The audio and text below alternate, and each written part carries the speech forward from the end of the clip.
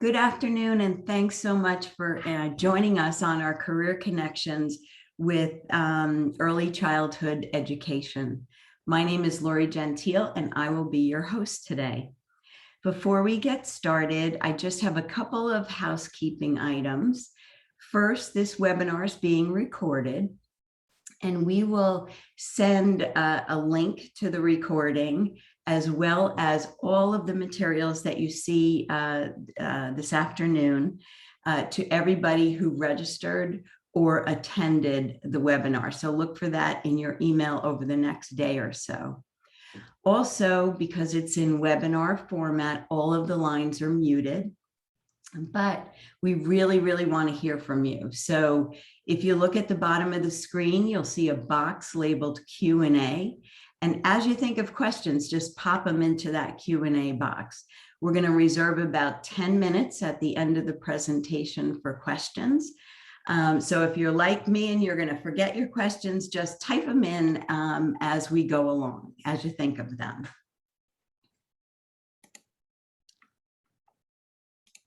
So we have a great lineup of speakers today. From the Early Coalition, we have Anna McClendon and Barbara Pantanakis. From the YMCA of Southwest Florida, we have Brian Nason. From State College of Florida, we have Dr. Christina DeWitt. And from Children's First, we have Bridget Davis. And again, as I mentioned, we're going to leave about 10 minutes at the end of the presentation for Q&A. Then we'll do a brief wrap up, and I will ask you if you would mind staying one extra minute and completing a survey for us, because we take our surveys very seriously and we take the feedback seriously, and that helps us for future programming. So before I introduce our speakers, I just want to take a moment to speak about the Women's Resource Center. The Women's Resource Center has been empowering women in Manatee and Sarasota since 1979. We have 3 centers across Manatee and Sarasota counties, one in Manatee on Manatee Avenue West in Bradenton, one on Tuttle Avenue in Sarasota, and one on Route 41 South in Venice. We serve over 1,500 clients each year and deliver over 5,000 hours of programming. Right now, our centers are closed, our physical centers are closed due to COVID, but we offer all the services that I'm going to speak about in a minute via Zoom, like we are today, or via phone. We also have a unique boutique in downtown Bradenton. Our unique boutique sells gently worn designer accessories and clothing at very low prices. And all of the proceeds from the unique boutique fund programs and services for the Women's Resource Center.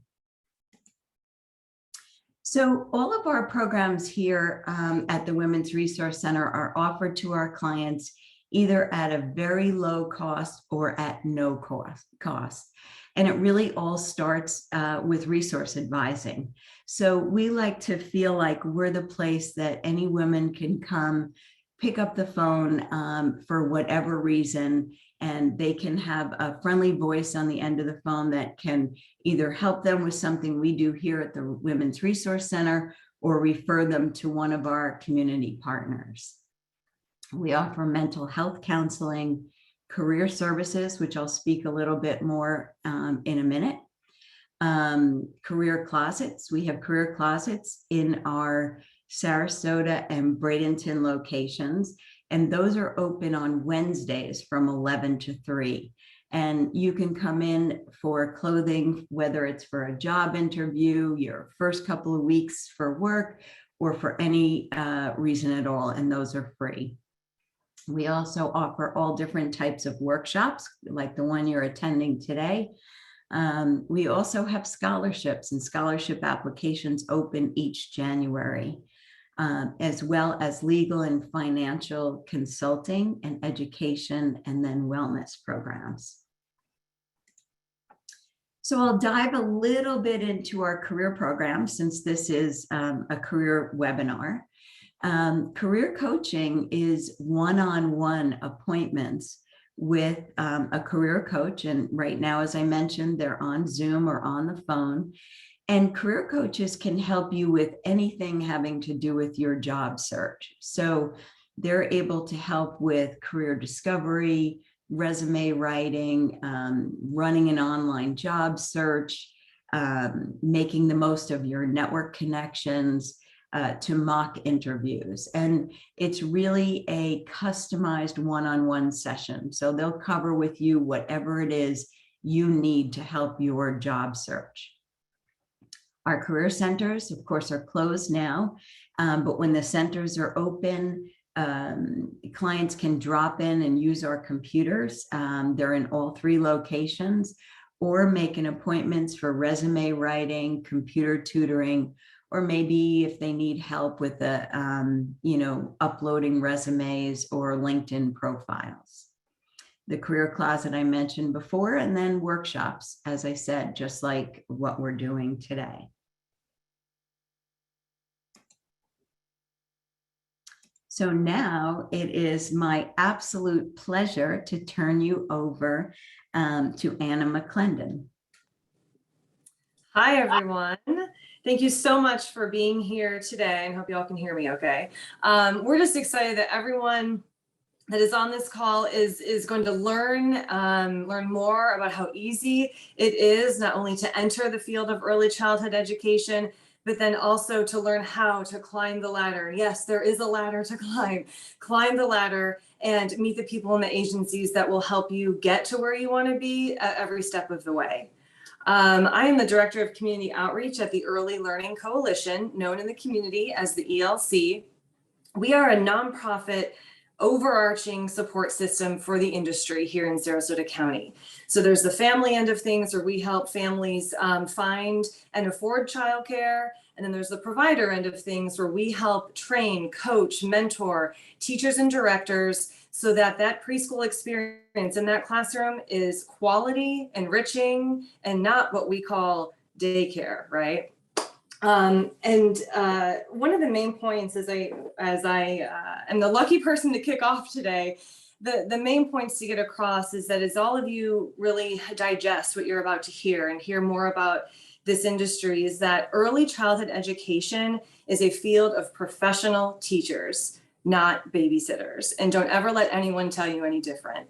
As you dive in, you will learn that a preschool teacher truly has the power to create a smarter, stronger, and healthier society. And that seems super lofty and a little wild to think about, but the research is there and it is true. The first 5 years matter the most. All the sights, sounds, experiences, exposures, interactions that a child has in those early years set the tone for life, set the foundation, a foundation that is not impossible, but difficult to change and modify, really alter along the way. So as we kick this off today, just know that you are embarking or learning about not only a rewarding career, but truly an impactful one, and one that has the beauty of having no experience necessary. You could start today if you wanted to. And that's where my colleague Barbara comes into play, because she heads up our Aspire program at the ELC, and she's here to tell you all about it. Thank you, Anna. That was a great introduction. And yes, the ELC, we do many things. So we always say in the office, we wear many hats. We support our teachers in the field. We support our directors. We also support children and families to find good fit for their childcare needs, for their preschool experience.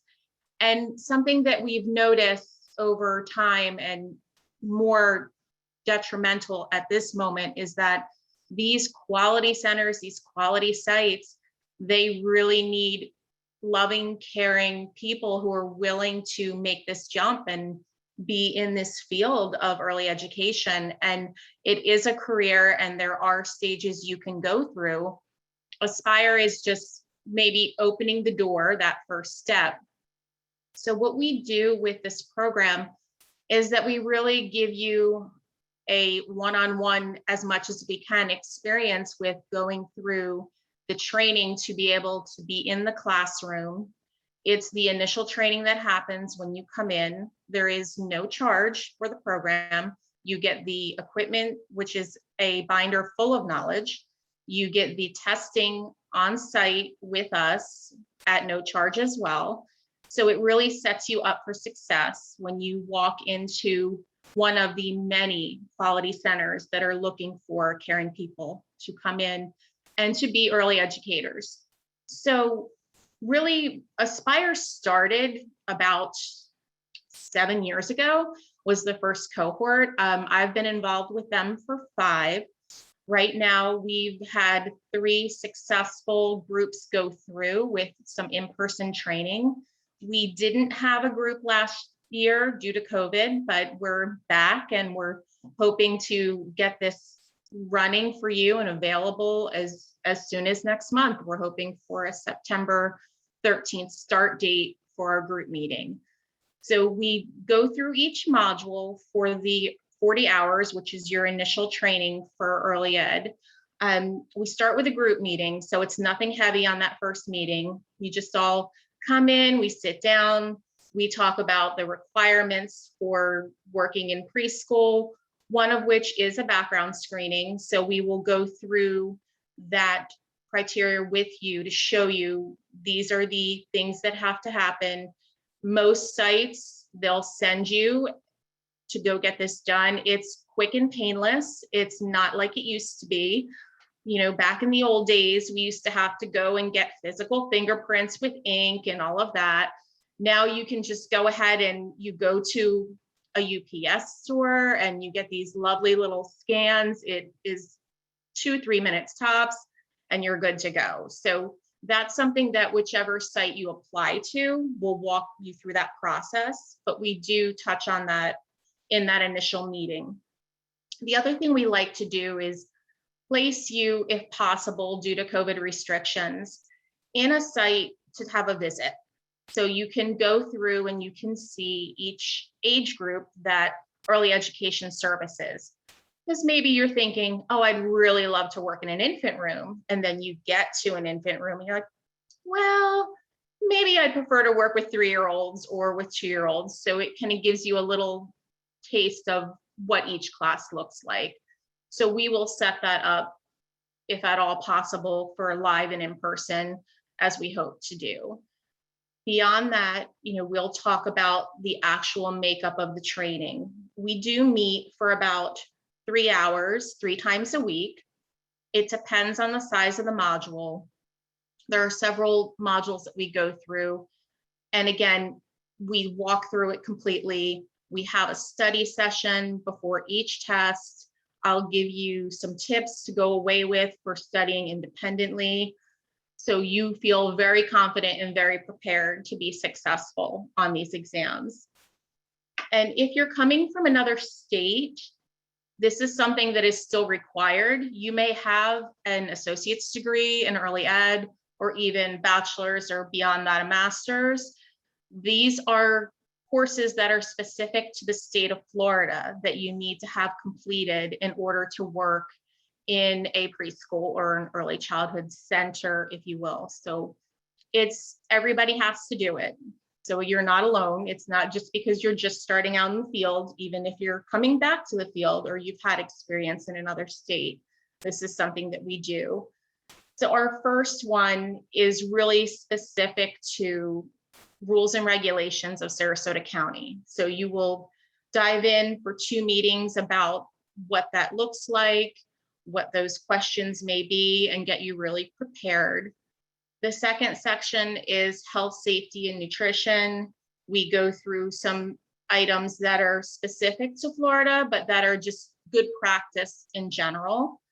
Then we focus on some professional development when we're preparing for those exams. So you'll not only get prepared for your exam review, but you'll also be able to get some advice, some tips to make you feel confident walking into an interview in an early care setting. You know, what directors are looking for and what is a good fit for you, because it's always great to ask questions when you sit down with someone.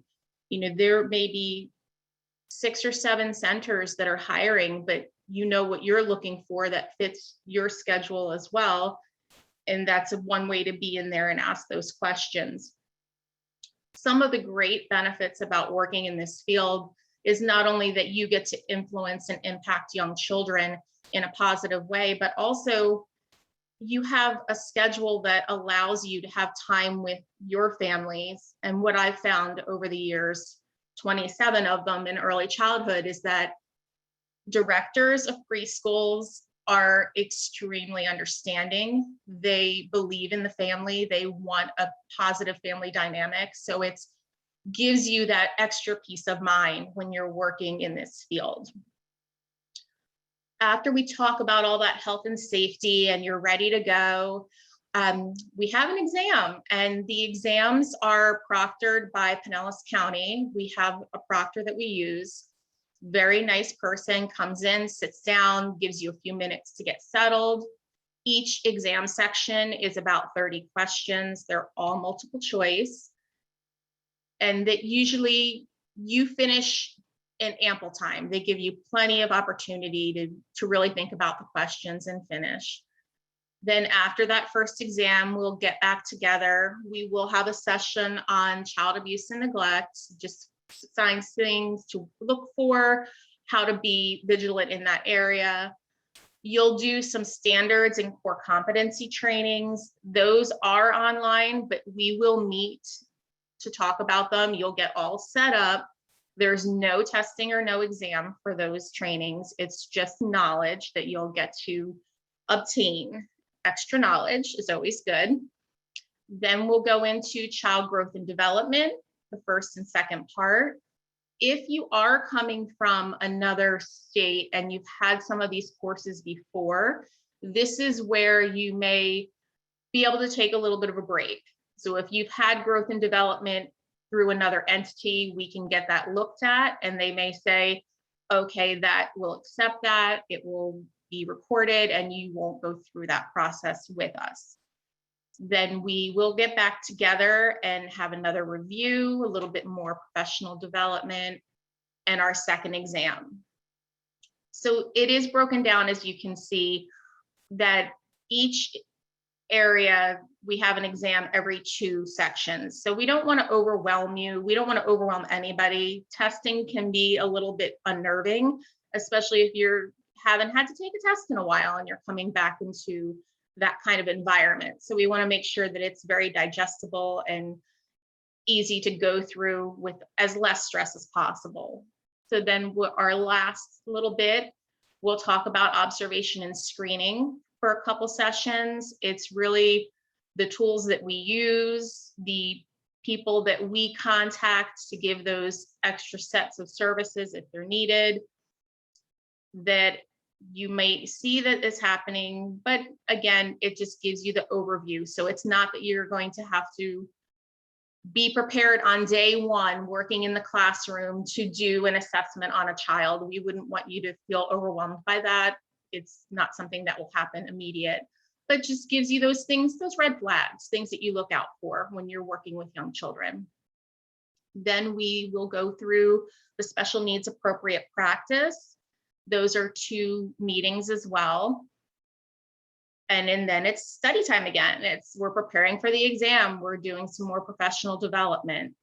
You get a day off. Well, a little bit more than a day. You know, there is a school day that's off that day for the public schools. The other thing that we do try to focus on is we know some people coming in are parents of young children, or maybe parents of school-age children. So we don't want to have these meetings when there's a day off from school. So if you are needing childcare, it's not something that you miss a meeting because you don't have the childcare. So we are very mindful of that in the program. And then your last exam. We do build in a couple makeup exams if needed. So if we get to the end of the program and maybe you had to miss a day or something just comes up, life happens, we schedule those makeup exams accordingly. Other than that, I would like to just thank you all very much. I would encourage you to come into the field. It is a great field. I've been, like I said, 27 years, and I wouldn't want to work in any other realm than early childhood. It's wonderful. And I'd like to introduce our next speaker is Brian Nason, and he's from YMCA of Southwest Florida. Thank you, Barbara. We're going to start with step one, trying to share my screen. Hope it works. I think it did, so we're off to a good start. All right, I just want to say I'm Brian Nason. I'm the Senior Vice President of Development here at the Y. And today I wanted to go over I wanted to first thank the Women's Resource Center. This is an incredible opportunity to come just present and show people all the world of childcare. And I'm honored to be here with the other panelists from SCF, ELC, and Children's First. So, and today I just want to kind of talk a little bit about childcare and about the Y in general. I started my career out 19 years ago. I've been here in Florida about 2 years in October. So I came right before COVID, and I'm still living through it, which has been fun, and I've learned a lot. But I'm just really excited about where we've been and kind of what we're doing. And the why about, we talk about careers and childcare, which Anna talked about, and so did Barbara, is I started my job. I walked into a Y looking for a job, and I started out working after school part-time and teaching soccer classes. And 19 years later, I've worked my way up through the ladder. So there's a lot of opportunity at the Y, and not just in youth development, but youth development is my passion. I think that's what we are meant to do, is help these kids through. So I'm going to hope this screen. Oh, hold on. It did work. All right. So a little bit about the Y. We are a moving organization. We just changed our name to the YMCA of Southwest Florida, so it better describes who we are as a community. We just are in a management agreement with Manatee County, which we took over 2 of their Ys, and we're hoping to merge by October 1st. And right now, our service area, we moved into northern Sarasota as well. So we go from about Parish in Manatee County all the way down to Bonita Springs in Lee County, and we hop over to Hendry and Glades County as well. So we do serve quite a lot. That says 6. With Manatee, we have about 8 wellness facilities. We do have 2 charter schools, middle school, public schools, 1 in Inglewood and 1 in Venice. So we serve about 475 students through that. We have 5 early learning sites. We just cut our ribbon on 1 last night. So very exciting. I'll go that later on. We have 21 campsites and 26 after-school sites. So we just do so many things in the world of youth development. But what I really love about the Y, and why it's just been drawn to me forever, is we're just here to help people. And that's, I think, what makes our community stronger. And the Y has been a presence in this community for over 50 years. And we serve about 54,000 people, 2,400 children in summer camp, over 3,900 in youth sports. What I love is the fact that we provided almost 500,000 meals to students. And we know food insecurity is such a big deal through this COVID pandemic. And to know that that these kids in our early learning, in our school programs, in our after school, and our summer camps had a place to get food and went home it just means a lot that we are able to do all these things. We did serve over 600 children in early learning. And I'm really proud of the fact that we served almost $1.6 million we provided as financial assistance to people in need. And we just believe, and we work with the ELC, and and they're a great partner of ours, and I love working with them. But then we also provide another 1.6 million to our association through summer camp, other scholarships for early learning, membership. There's just a huge need in our communities, and I think the Y fills that gap. So I'm really proud to be a part of this. But a little bit about the Y early learning. So we have 5 sites. We do serve over 600 children a year. Our capacity is going to be about 600 once we get the new site moving, which will start on September 7th. We serve about 170 VPK students, the pre-kindergarten. We have about 110 staff, but we still have a wait list of about 150 students. And this is where I think this is such an important topic and conversation, is that some of it for us is that we have some space available. Some of it is we just don't have the staff. I mean, obviously going through the pandemic and going through the national staffing shortage, that we do struggle with that. So I'm really excited where we've come as early learning in the last couple of years, as I'm going to share, but the need is real in early learning and child care. I want to talk about some highlights we've done, because really we want to always elevate and be excellent. Excellence is our baseline. We want to always continue to elevate and get better. And over the last couple of years through our pandemic, we've done a couple of things that I'm really, really proud of as an organization. We've opened 2 new centers, opened one in Bonita Springs last August, and we cut ribbon last night. We introduced Tadpoles, which is really an online communication tool for parents for their daily reports, pictures of kids during the day, notes to them. And what's so amazing is that we did this in February, and the pandemic came in March, and we started locking parents out of our facilities, and they couldn't come in. So imagine that as a parent, not being able to see what your child was doing all day. So we had that. We had this. We could send pictures to our parents throughout the day, and at night they could see their kids in action in their classroom. So really happy that we did that. We're starting swim lessons for our 3s and 4s. We want every child to leave here knowing how to swim. What a skill in Florida to need all the water around us. That's important for us. I'm excited. We've been able to increase our pay scale twice this year. And thanks to the ELC, the latest grants we got allowed us to do it. We're in the process of finalizing the second one right now. So we've increased our pay scale and we've given raises out twice in this year because it's important to make sure our staff are equitably paid and it's a competitive salary. And the one thing that for the future, we just piloted out Cognitive Toy Box, which is really it's an app about assessments. So it gives teachers a better idea of what kids you group together on how they're doing on certain things. You can evaluate lessons on a pre-test, post-test. And then we built in staffing structure. So we didn't really have it before, but it was important that there's a career map for staff. That staff can come in at certain levels and work their way through. And I'll go through that in the next couple of slides. And then right now we're getting ready to hire an executive director of early learning. I think that's going to be important as we try to continue to elevate and be excellent, is to have someone who can continue to give the proper time and attention and support that these people need. And they've been wonderful. We never closed during this pandemic. We've been open every single day to our parents, and our staff have been amazing on the front lines. I know it hasn't been easy. So these are our 4 centers. We have 2 in Venice, one on the campus here, and then we have a partnership with PGT Innovations, where for their staff they have about 90-something children there. Charlotte Harbor out in Port Charlotte, and then Bonita Springs is the newest one down in Bonita that we just opened up. And this is our new one. Just cut ribbon last night. We opened September 7th. This building's been on the property of Venice for 30 years. It opened in '88 and closed in '18. And now we got a grant from Impact SRQ 100, and we were able to kind of get it up and running again. It's a beautiful center. If you wanted to swing by, please feel free to let me know. But we opened up September 7th. It's going to allow us to serve about 120 children a day, about 100 VPK students, and then we have one room that's VPK only, so they can move into after school. And they can also use that for camps when school is out and enrichment, but also gives us a meeting space for our staff and a training location for our staff. So just really excited to open the doors on Tuesday, September 7th. And then career mapping, I told you a little bit. So one thing we wanted to put in is a way for our staff to move through. So support staff is really that any staff that they float, they come in and out of rooms, they help support the staff in there. Then we have our teachers and our leads. Our lead teachers are the ones that run the classroom. They make sure Tackles is there. They make sure that they're talking to the parents, that they're having the conferences with them. So they're kind of managing classrooms. And then team leaders are our ones that are overseeing age groups. And so they might have one that oversees all of our infant toddlers. And then we have our assistant director, our EL director, and then our executive director of early learning. And really just that people have a pathway through. And that's important, I think, that there's a pathway. And what we're going to get to is as jobs open up, like lead teacher jobs and team leaders, we're posting those. So our leads can move into team leaders and our teachers can move into lead teachers. And it really gives people a way. And we have 110 staff in 5 centers.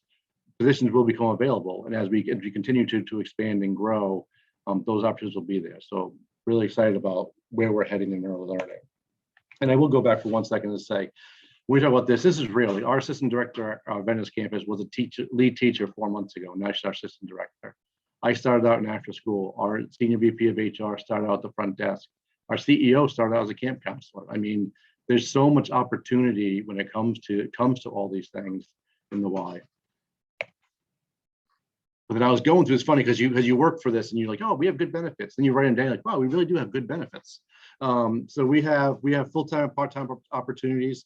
We have 80% employer paid medical and health benefits, 12% retirement. We just went to 12% from 10%. So after 2 years, the Y puts in 12% of whatever you make into your retirement account. And then it's yours when you leave the Y. Career advancement, I just talked about some of the people that the different opportunities. Not only can you move up in youth development, but we have things from wellness and membership and aquatics and facilities and properties. There's so many opportunities when you come to the Y about things to do. Then you also get 50% off your childcare and programming. So as moms and dads out there who want to get into this field, I mean, it's great when you can get 50% off camp and school age. You get a free membership and childcare, even infant care. Then we also provide scholarships to a lot of our people, especially our staff that may need extra support. We do that as well. We do participate in teach scholarships. You can bring your child to work if you enroll them. And there's spots for them, which we usually make spots for them. And then we have a generous PTO policy. Our PTO policy goes up to 7 weeks paid time off a year. That's through seniority. So it does take a little time to get there, but we have a great PTO policy. So I think that is kind of what I have. And I want to say, no matter what people do in this call, thank you for even being on this call, because it's such a needed field. There's such a need. These kids do need us. And Anna and Barbara did steal my thunder with the first 5 years, because that was my line, was that your brain grows faster in your first 5 years than it ever will at any other point in your life, but it can't hurt to say again. So this field needs you, and hopefully you find yourself with one of us. So any questions, comments, concerns, you want to talk about anything, please reach out to me. There's my contact information, and I'm sure that it'll be sent out later on. Thank you for your time. And with that, I will pass it on to Dr. Christina DeWitt from SCF. And I will stop sharing. That's my fault. All right. Hello, everybody. It's my turn to share. So let me switch screens for you.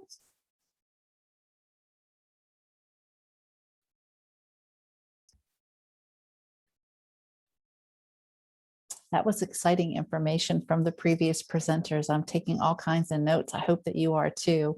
Welcome to the webinar. I am representing the State College of Florida, Manatee, Sarasota. I am the director of the education programs, and I'm going to go through an overview of what programs we have to offer.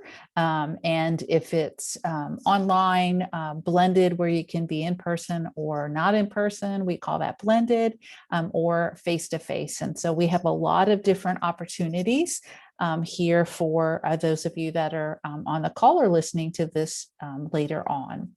My email address is here on the first slide. And when you receive copies of this, you'll be able to link directly to send me an email if you wanted to talk to me directly about a program that you're interested in.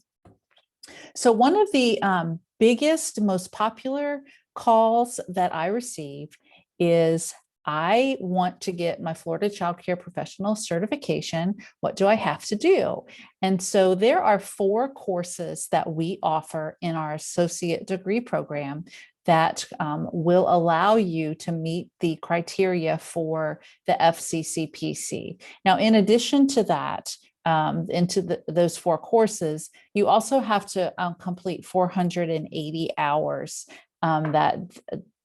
during that time. And so that period of time for a lot of people is a quick turnaround time. It's very possible to complete these 4 classes. And once you've been accepted to SCF, it's possible to complete these in 1 semester. These 4 courses are offered online. And the 480 hours obviously is not online. It has to be with children in a childcare setting. And so many of our students will complete these 4 classes in 1 semester. They're offered in 8-week sequences. So you could take 2 courses for the first 8 weeks and 2 courses for the second 8 weeks, but maybe that's too fast for you, or you're working, a job or multiple jobs, raising a family and taking care of all kinds of things that are going on. We're, working adults. We totally understand that. So it's very possible that this could be where you took 2 classes a semester or 1 class a semester. There's no one size fits all at State College of Florida. It's very flexible. These are online classes, so you can decide what that pace is for you. The 1319 course is the last course of the 4 that you take, because that is where you document your 480 hours and are able to submit for your staff credential. So that's a very popular question. So I wanted to cover that first. So as we go into the other programs, know that these 4 courses are part of the associate degree program. And so although this can be separate, if you elect that you only want to do your professional certification and not do an entire degree, that is an option. But say you do want to do an entire degree, that is also an option. So certificates are, all of 4 of our certificate programs are courses that can apply to the associate degree, but again, can also be separate. So for this particular webinar, I'm just going to focus on 2 of the 4 certificates that State College of Florida offers coursework in, the preschool teacher, and of course, the 4 courses that I just highlighted, because those are the most popular ones that are the most frequently asked question that I get. The associate degree can also be completed at any campus in a blended format or an online or face-to-face format for your general education courses. All of your courses that are early childhood courses are offered online, so you don't have to come to one of the 3 campuses. State College of Florida does have 3 campuses. There's the downtown Bradenton campus, which is our main campus. There's the Lakewood Ranch campus, and there's the Venice campus. And so you would be able to take courses at any campus if you were doing face-to-face courses in your general education electives. So in an associate degree, there are courses that you do that are general elective courses. Those are like your humanities courses and your math courses and your science courses and your communication courses. And then there's the focus that you have. And with the associate degree in early childhood, obviously the focus is early childhood. Those courses are all online. So again, you have to consider for your own path with education, what works for you. It is possible, totally possible, to do it entirely online. And that is something that a lot of people have considered and gone to during the pandemic. Not that it wasn't very popular before, because it was, but there are some students that prefer that now. Then after you do an associate degree, the next place to go is a bachelor's degree. One wonderful thing with State College of Florida is it's a very seamless process to go from an associate degree to in early childhood to the bachelor's degree in early childhood. Again, the bachelor's degree is also a fully online program, except for your field hours that you do in a child care center. And there are courses that have different hours and different requirements, but you do not have to come to campus to complete the bachelor's degree. It's also an online program. So let me go specifically into the preschool teacher area. Remember, this can be a certificate, or it can be your focus area in your associate degree. So you can see there, this is actually directly out of our course catalog that you can access online on the State College of Florida website. There are 4 courses here that would count as your specialization area. The other specialization area can be child care center management or director, whatever term you prefer to use. And these 4 courses are offered online, and specifically would list on your transcript that you had the preschool teacher specialization. So if you do an associate degree at State College of Florida, you can still get your FCCPC that I shared in the beginning. Those courses are part of the associate degree. And then you can have a specialization. You do have to pick a specialization. And I'm just highlighting the preschool teacher one today, which are 4 courses. So those are embedded in the associate degree program. Once you are finished with your associate degree, which a lot of people finish that in 2 years, you can move on to the next degree. So just wanted to highlight, like, why would I want to do an associate degree? Having this education and growth for yourself to help you prepare for employment, to prepare to work specifically with young children, birth to 4 years old is the key focus of our program, but we do have many students that go into VPK in the lower grades in a public school or a charter school or a private school. It really gives you that supplemental training, and staying at State College locally, you can start the associate degree locally. It's an online program, finish it, and then seamlessly move into the bachelor's program. And a lot of people do that. So in the bachelor's program, we will then, with that coursework, fill all the requirements for directors, teachers, for Head Start, for VPK, help to prepare you for teacher certification. I always like to caveat that point that this bachelor's degree in early childhood is not currently a certified teacher certification program with the state of Florida, but there are alternative paths to that. And so that's important information to know, and I'm happy to talk to somebody about like what those alternative paths.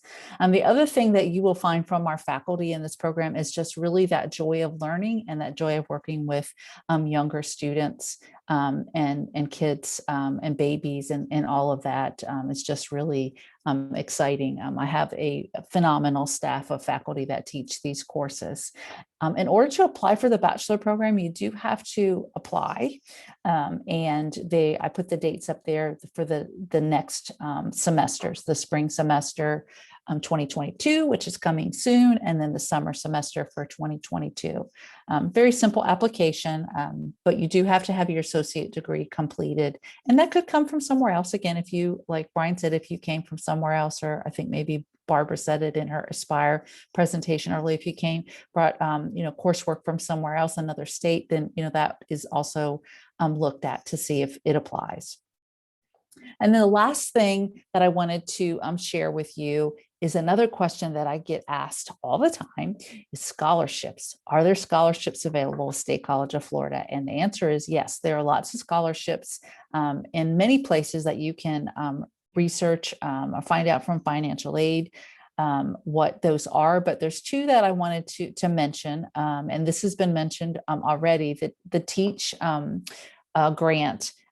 We had over 200 students in 2020 that received some funding from TEACH grant. That's a lot of students. And so it's not everybody, but it's very, very close. And the link for TEACH scholarships is there. And then the other possibility for scholarship is the Barancik Foundation has done a scholarship program with us in the past and is considering doing that in the future.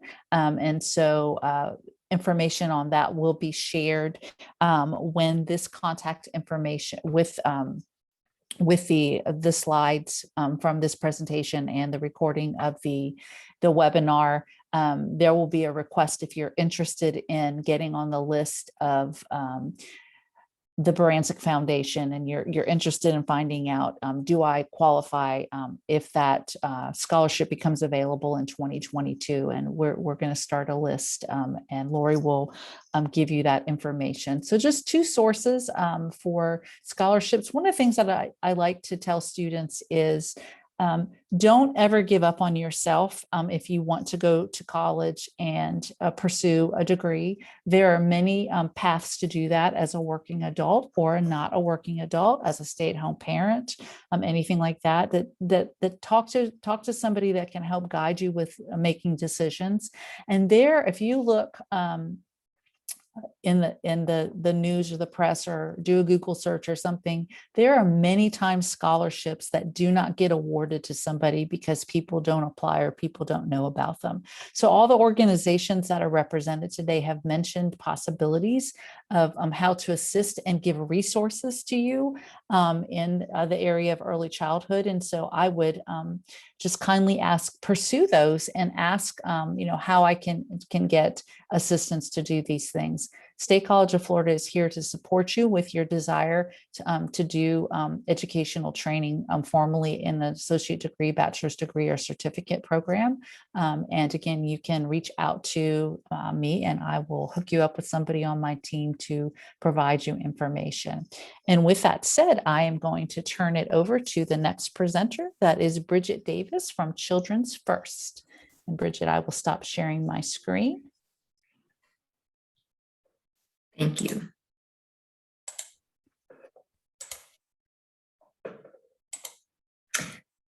Good afternoon, everyone. I am Bridget Davis. I am the Associate Head Start, Early Head Start Director at Children First. And in our time together, I wish to share with you a little bit about us, the services we provide, the impact we make as a program, and how you can be inspired to join our team and how you can apply for positions that we have available at Children First.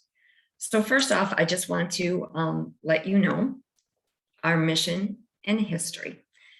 Children First mission is to strengthen children and families by improving the quality of their lives through a comprehensive approach to development, education, and well-being. We've been around since 1961. We were founded by the Junior League of Sarasota, and we were originally called the Sarasota Day Nursery. Their mission was to prepare children from low-income families for kindergarten. And then in 1994, we were awarded a Head Start grant, and then Early Head Start grant in 1998. In the year 2000, we changed our name to Children First. And if you visit our website, which is childrenfirst.net, you can see a nice little timeline that takes you through our history of 60 years. We are celebrating our 60th year serving children and families in the Sarasota County. Our services are not only for children, but their families as well. Fathers, mothers, grandparents as parents. We have many classes that are offered in the community to grow business skills, parenting skills, finance, and career readiness. The impact we have as a program in at Children First in Sarasota County is that 72% of our families whose children attend are either working or going to school.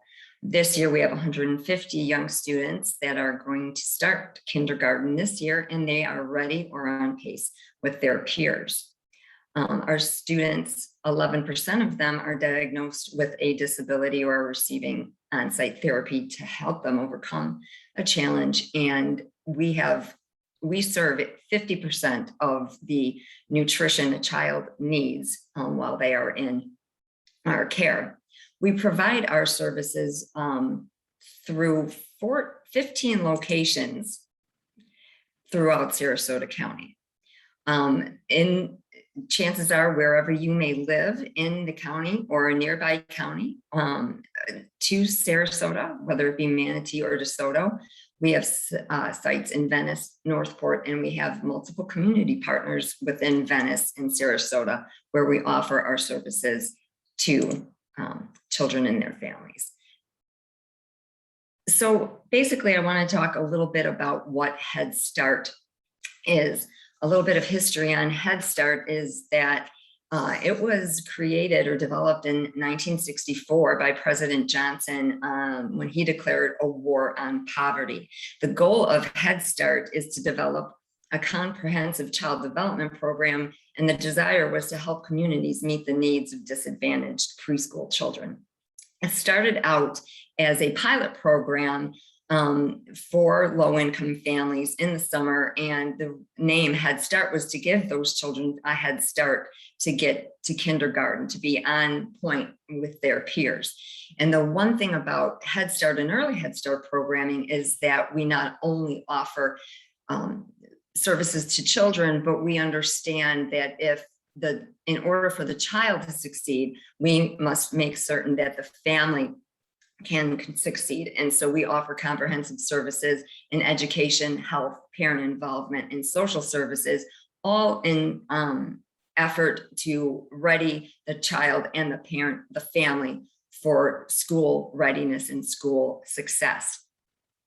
Head Start is a program that delivers the services to children and families in core areas of early learning, health, and family well-being. And if you want to learn more about Head Start, there on our website is a link to the National Head Start Association. Basically, Head Start is offered nationwide in all 50 states, and it is recognized if you were, a lot of career readiness, a lot of career advancement can happen in the field of early childhood education while you work for a Head Start program. I too have been in the field of early childhood since 1987, and I had started out as an assistant teacher in a Head Start program.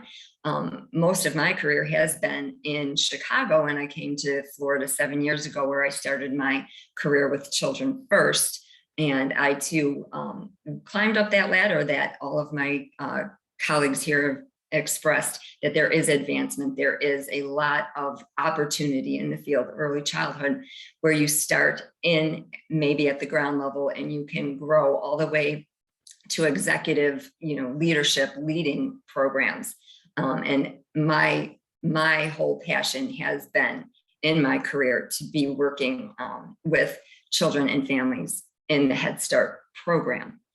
One of the ways that we feel that you can be inspired to work with us, I'd like to show a little video here, and I'm going to stop sharing my screen so that Brent can show you the video.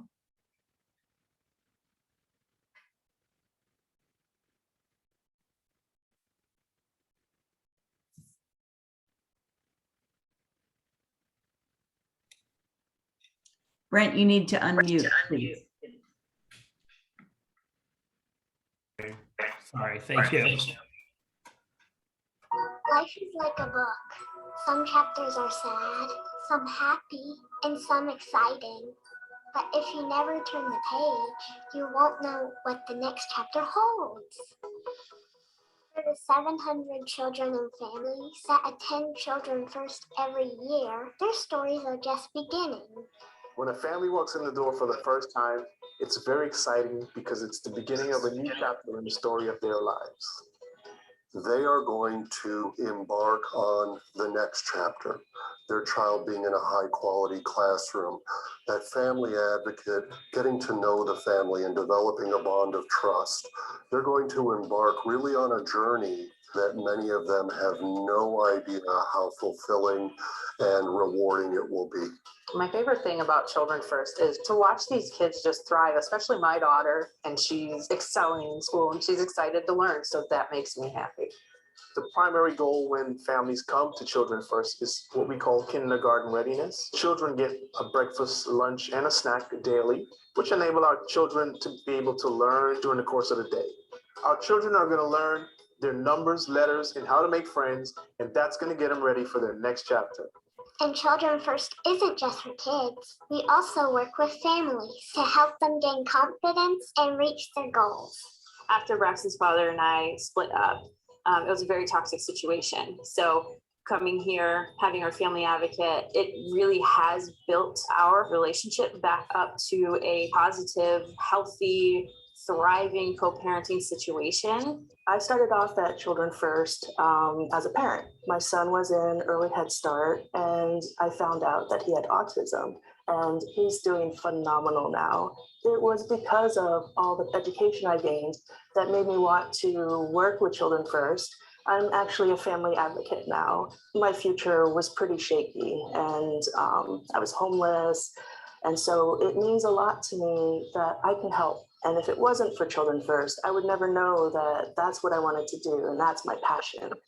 Children First even has classes for parents and grandparents. They learn how to start a career, deal with problems at home, and build a brighter future. Our parents become more empowered. They become more knowledgeable about child development and their own children. It's a phenomenal investment that we make in our kids and our families that pays off for a lifetime. It's definitely helpful. It's helped a lot in our house. Children First has kind of been a very positive space for us to grow as parents, all while watching Braxton grow as well.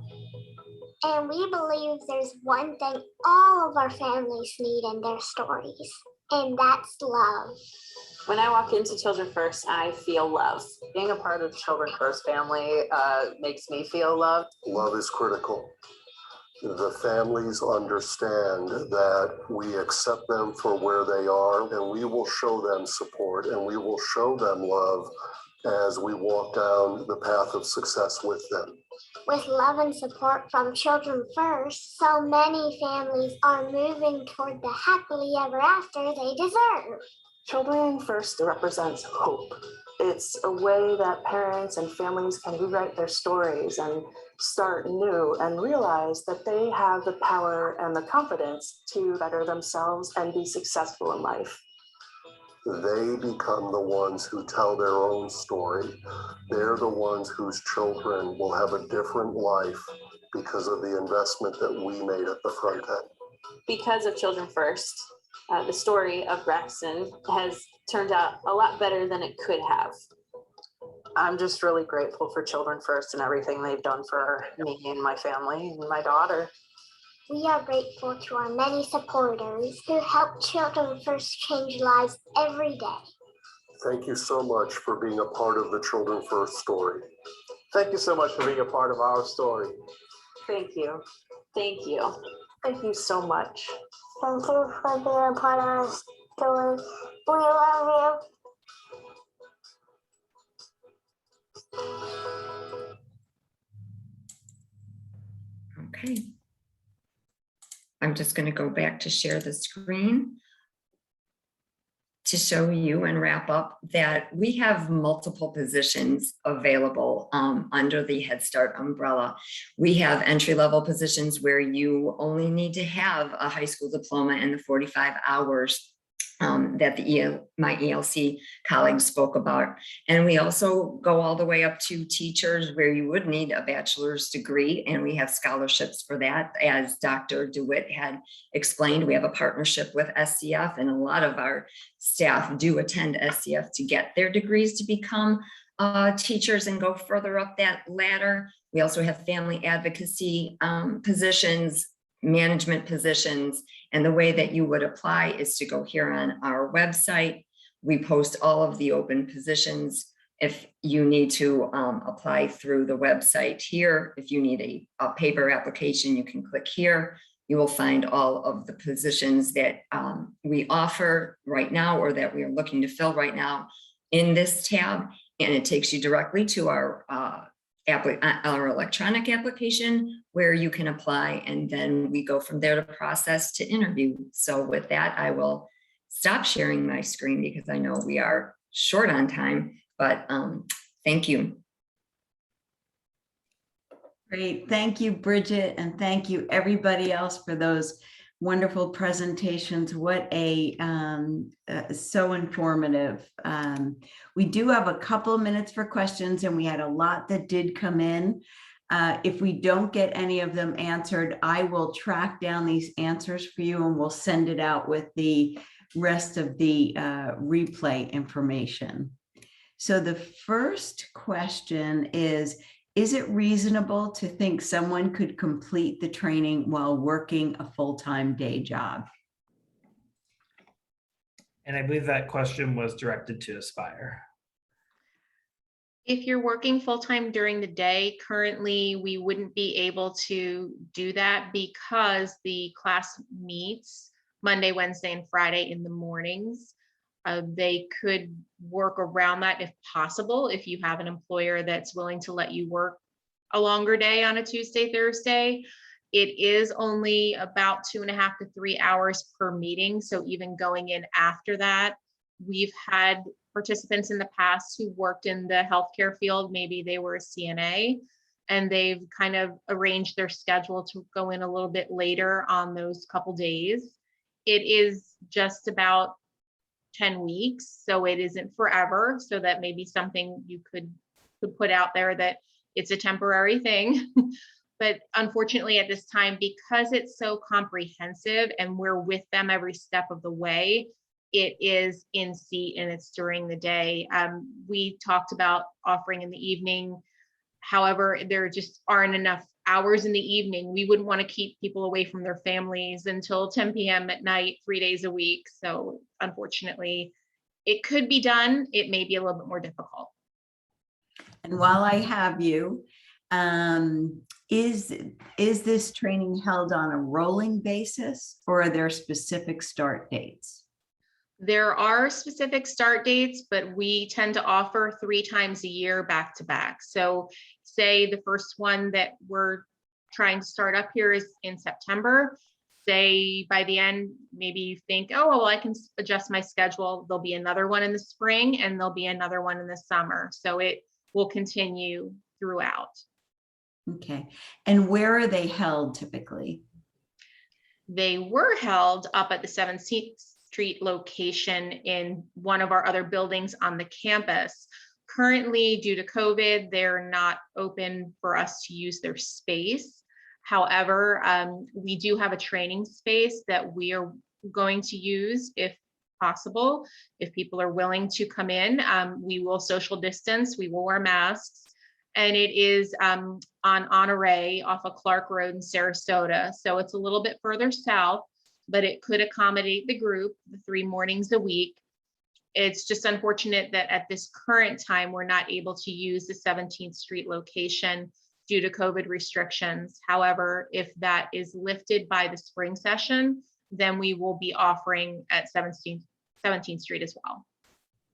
Okay. Lori, there's another option if anyone wanted to start their early educator career today, they can take Aspire while working at a childcare center. And so that flexibility for hours, and Barb, that is correct, right? They can, I mean, obviously working within the field, you can start this course and start your DCF 45 hours while working at a childcare center. So maybe you could start work at noon every day and you close and you work those afternoon later hours. And like Barb said, well, one of the other beautiful things about this industry is that if you have young children and demanding schedules, we all get it. Everyone gets it. And so flexibility is very, very key. Good. Well, unfortunately, we're at the top of the hour, but as promised, I will seek out the answers to the questions that we have. So you have a few more minutes if you would like to add questions to that, and I will include them in the replay. Just a reminder, the replay announcement will go out in the next day or so with all of these materials, plus a link to our YouTube channel with this replay. And just one last time, as soon as we end the webinar, you'll see a survey pop up on your screen. If you wouldn't mind taking a minute to complete that, so it can help shape what our future programs would look like. Thank you again so much for joining, and thank you presenters again for joining the Women's Resource Center. Have a great day.